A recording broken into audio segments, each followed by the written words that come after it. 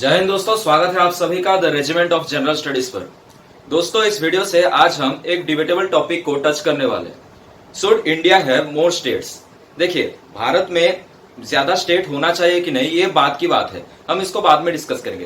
पहले हमें ये जानना चाहिए कि इंडिया में प्रेजेंटली कितना स्टेट्स है, कितने यूनियन टेरिटरीज है, और सबसे मेन इंपोर्टेंट चीज है कि इंडिया को स्टेट में डिवाइड करने का पीछे का मेन ऑब्जेक्टिव क्या है।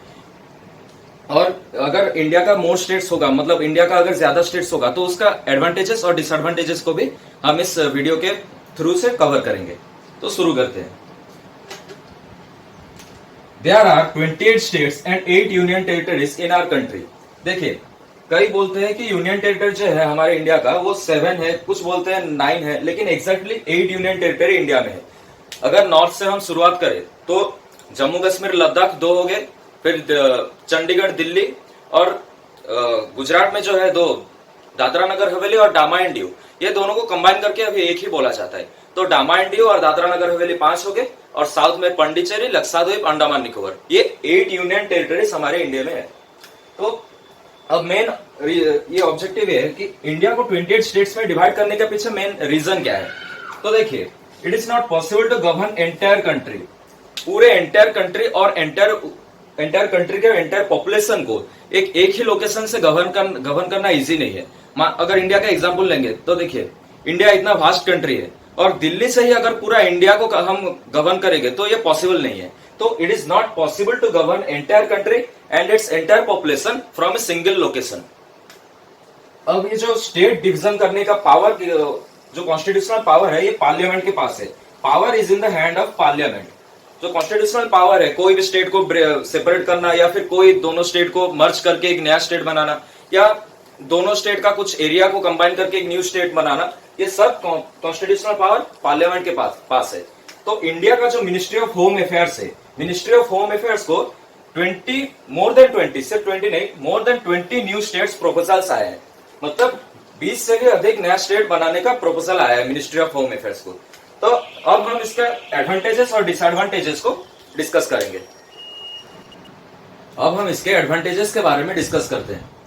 Advantages: improves economic efficiency, for example Chhattisgarh and Jharkhand.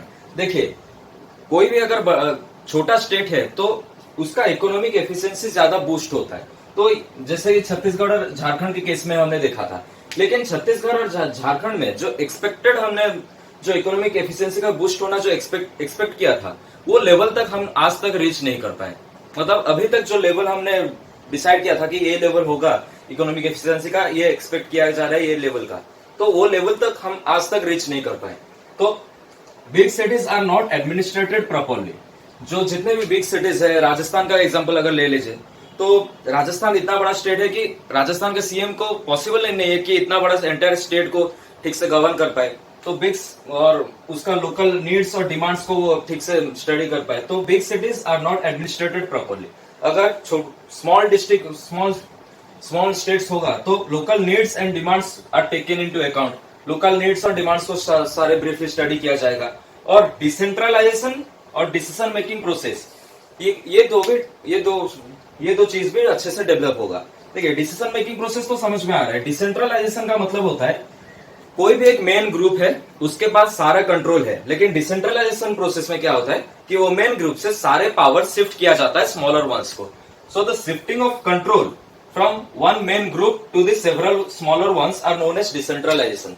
So advantages ये है कि इकोनॉमिक एफिशिएंसी बूस्ट होता है, और लोकल नीड्स और demands are taken into account, decentralisation and decision making processes are developed. तो ये कुछ एडवांटेजेस हो गए। अब डिसएडवांटेजेस को हम स्टडी करेंगे।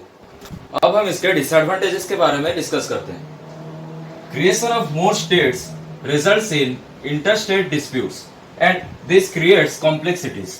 देखिए, अगर ज्यादा क्रिएशन ऑफ मोर स्टेट्स, अगर ज्यादा स्टेट क्रिएट हो गए तो इंटरस्टेट डिस्प्यूट देखने को मिलता है, और ये कॉम्प्लेक्सिटीज भी क्रिएट करते हैं।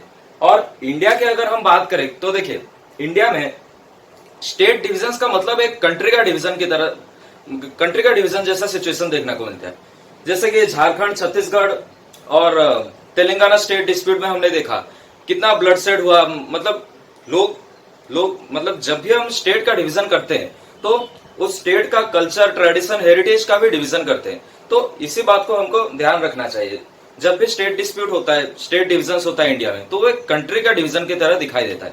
तो दिस क्रिएट्स इन कॉम्प्लेक्सिटीज और smaller states respond better, this it is just a myth. जितने भी हमारे स्मॉलर स्टेट्स है इंडिया में, वहां से इतना बेटर रेस्पॉन्ड देखने को मिलता नहीं, मतलब फास्टर रेस्पॉन्ड देखने को नहीं मिलता। तो इट्स जस्ट अ मिथ। लोग बोलते हैं कि स्मॉलर स्टेट्स अगर हो जाएगा, स्टेट अगर स्मॉल हो जाएगा तो ज्यादा जल्दी से रेस्पॉन्ड करेगी, तो it's just a myth. Requires huge fund for establishment of Capitals, huge fund require करते हैं। जैसे कि हमने यहाँ पर झारखंड के केस में देखा, Jharkhand gots it's new assembly building after 19 years।